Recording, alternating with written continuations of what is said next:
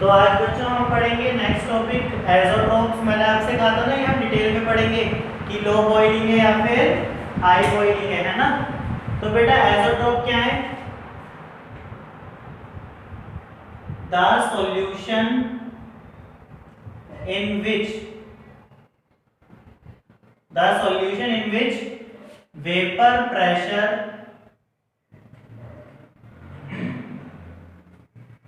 of component liquid are same। देखा था ना आपने ग्राफ में, इस तरीके से ग्राफ में ए का और बी का दोनों का यहाँ पर वेपर प्रेशर आकर कॉमन हो गया था, जिसको हमने एज़ोट्रोपिक पॉइंट बोला था। ठीक है, तो यहाँ पर बेटा जो कंपोनेंट मतलब जिनसे मिलकर वो बना हुआ है ए और बी, ठीक है, उनके लिक्विड का वेपर प्रेशर कैसा है? सेम। आर नोन एज, ऐसे मिक्सचर को हम क्या कहेंगे? एज़ोट्रोप और एज़ोट्रोपिक मिक्सचर। ठीक है, क्या कहेंगे? एज़ोट्रोप या फिर एज़ोट्रोपिक मिक्सचर। और बेटा ऐसे सब्सटेंस को हम लोग फ्रैक्शनल डिस्टिलेशन से अलग नहीं कर सकते। ठीक है, दीज मिक्सचर, ये 1 मार्क्स में पूछा जा सकता है काफी, can not be separated by fractional distillation। कैसे अलग नहीं कर सकते बेटा हम इसको? फ्रैक्शनल डिस्टिलेशन से अलग नहीं कर सकते। फ्रैक्शनल डिस्टिलेशन टेक्निक आपने 11th में भी सीखी थी। क्या था उसमें कि जैसे सपोज अगर हमें अल्कोहल और वाटर को ही सेपरेट करना है, तो अल्कोहल का बॉइलिंग पॉइंट कितना था? 78 डिग्री सेल्सियस। तो यहां से तो अल्कोहल निकल जाएगा,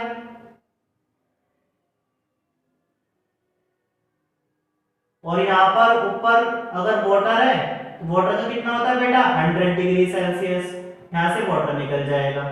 तो आप देखो टेम्परेचर में डिफरेंस की वजह से, टेम्परेचर कम था अल्कोहल का तो वो पहले निकल गया, फिर जब पानी का टेम्परेचर 100 डिग्री पहुंचा फिर पानी निकलना चालू हो गया। तो इस तरीके से हमने दोनों लिक्विड को अलग अलग कर लिया ना बच्चों। लेकिन जो एज़ोट्रोपिक मिक्सचर होंगे, क्या हम उनको ऐसे तरीके से अलग कर सकते हैं? फ्रैक्शनल डिस्टिलेशन टेक्निक कहलाती है बच्चों ये। क्या इससे हम इसको अलग कर सकते हैं? नहीं कर सकते। क्यों नहीं कर सकते? क्योंकि दोनों का वेपर प्रेशर कैसा है? सेम। दोनों सेम टेम्परेचर पे ही बाहर आ जाएंगे। इतनी बात समझ में आ रही है बच्चों? फिर इसके बाद बात आती है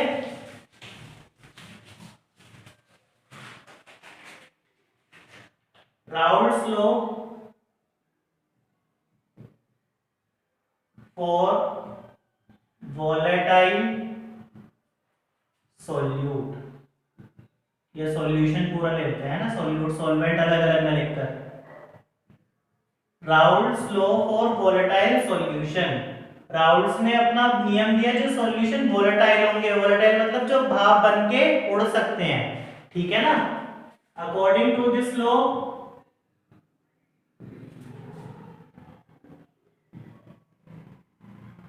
vapour pressure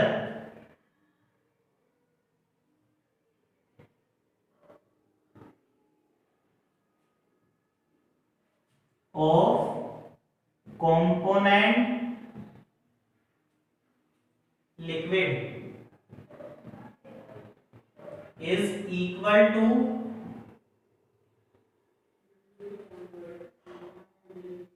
total vapor pressure of solution। ठीक है, according to this law the sum of, लिख लेना, the sum of vapor pressure of component liquid is equal to the total vapor pressure of solution। कि मतलब बेटा जो solution का vapour pressure होगा वो बराबर होगा किसके? वेपर प्रेशर ऑफ ए मान लो सॉल्यूट है, और वेपर प्रेशर ऑफ बी मान लो सॉल्वेंट है। तो बेटा दोनों का वेपर प्रेशर मिलाकर किसके बराबर होगा, सॉल्यूशन के। ये तो बात हमें पता ही है, फालतू की नया नया लॉस देते रहते हैं, ठीक है ना। तो दोनों का सम मिलाकर किसके बराबर होगा, सॉल्यूशन के, बिल्कुल सही। और बेटा हमेशा ध्यान रखो पी ए होता है पी नोट ए जाई ए, जाई मतलब मोल फ्रैक्शन, प्लस, ठीक है। और बेटा पी बी किसके बराबर होता है, पी नोट बी जाई बी, ठीक है। अगर मैं इन दोनों वैल्यूज को इस फॉर्मूले में रख दूं तो बेटा क्या होगा, पी एस की जगह तो पी एस, पी ए की जगह बताओ क्या रख सकते हैं, ये रख सकते हैं पी नोट ए जाई ए, ठीक है ना, प्लस, और पी बी की जगह ये रख सकते हैं पी नोट बी जाई बी। तो ये बेटा हमारा टोटल फॉर्मूला निकल कर आ जाता है जिसके ऊपर हमें न्यूमेरिकल सॉल्व करने हैं। तो बेटा राउल्ट्स लॉ के मैंने उस फॉर्मूले पे बेसिक न्यूमेरिकल लिखा है और थोड़ा सा सॉल्व भी कर लिया, जिससे कि हमारा वीडियो में टाइम कम कंज्यूम हो, और ये बेसिक कैलकुलेशन है, आप लोग करके देख सकते हैं। तो बेटा क्वेश्चन ये है, हेप्टेन और ऑक्टेन दोनों मिलकर आइडियल सॉल्यूशन बना रहे हैं। देखो मुझे यहीं से ही पता चल गया कि मुझे आइडियल सॉल्यूशन का फॉर्मूला लगाना है ना। कितने टेम्परेचर पे, 373 केल्विन पर, इसका कोई रोल नहीं होता टेम्परेचर का।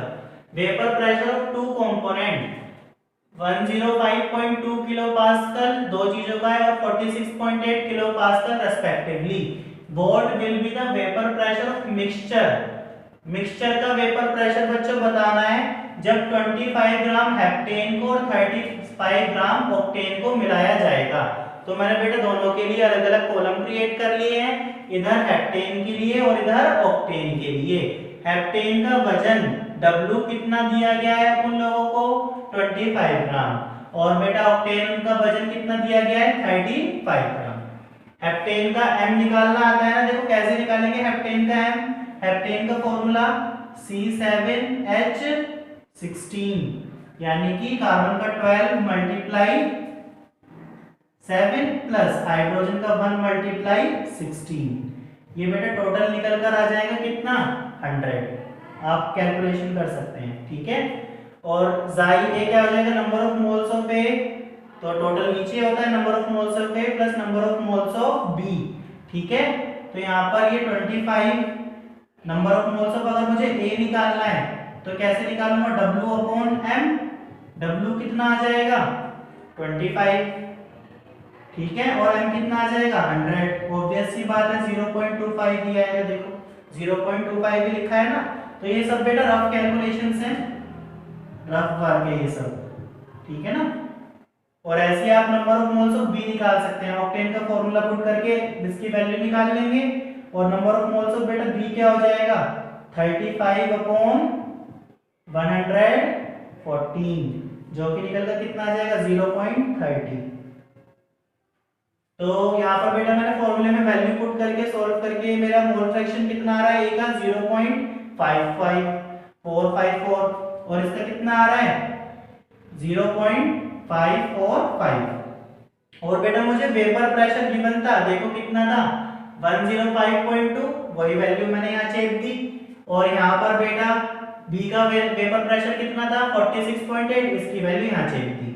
अब बेटा आपको फॉर्मूला मैंने बताया था अभी, क्या था फॉर्मूला, बिल्कुल सही, पीएस सॉल्यूशन का मिक्सचर का क्या होगा, पी नोट ए जाई ए प्लस पी नोट बी जाई बी, ठीक है। पी नोट ए कितना है, बिल्कुल सही पकड़े हैं, मल्टीप्लाई जाई ए कितना है, सही पकड़े, plus P naught B 46.8 multiply, और जाई बी कितना है 0.545। आप लोग सभी मुझे आंसर बताएंगे कमेंट सेक्शन में क्या आ रहा है, और इसका आंसर बेटा किलो पास्कल में आएगा, क्योंकि हमारा किलो पास्कल में गिवन था ना, किलो पास्कल। समझ में आ रही है बात, कैसे सॉल्व किया है, पहले मैंने मोल फ्रैक्शन निकाल लिया दोनों का, फिर वैल्यू पुट कर दी। सिंपल क्वेश्चन है बिल्कुल, 3 मार्क्स में बोर्ड एग्जाम में कई बार ये क्वेश्चन आ चुका, एनसीईआरटी क्वेश्चन है। अब बेटा मैं इसी क्वेश्चन को आप लोगों के लिए होमवर्क दे रहा हूं, वैल्यू चेंज करके। यहां पर आप 45 ग्राम ले लो और यहां पर 65 ग्राम ले लो, और हेप्टेन की जगह ले लो ब्यूटेन, ठीक है, ऑक्टेन की जगह ले लो हेक्सेन। बेटा ये आपको ये वाला क्वेश्चन भी मुझे होमवर्क में चाहिए, ठीक है। ये दोबारा से आप लोग क्वेश्चन उतारोगे, वैल्यू और ये दोनों चीजें चेंज करके मुझे बताओगे कि आपका आंसर क्या आ रहा है, ठीक है बच्चों। आई होप आपको ये समझ में आया होगा। कोई भी डाउट है आप कमेंट सेक्शन में प्लीज मुझे बताइए।